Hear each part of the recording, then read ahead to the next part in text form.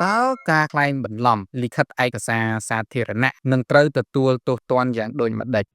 ការក្លែងបន្លំលិខិតឯកសារសាធារណៈជាប្រភេទបទល្មើសឧក្រិដ្ឋដែលមានចែងយ៉ាងច្បាស់នៅក្នុងច្បាប់នៃក្រមព្រហ្មទណ្ឌមាត្រា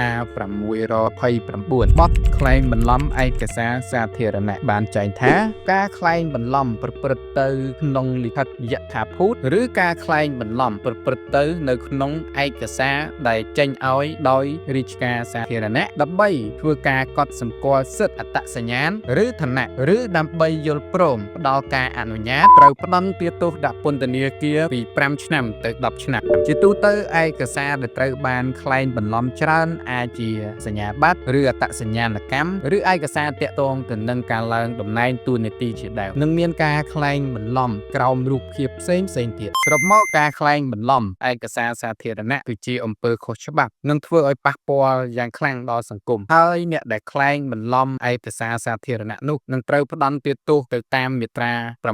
629ដែលមានចែងនៅក្នុងក្រមព្រហ្មទណ្ឌនៃប្រជាណាចក្រកម្ពុជា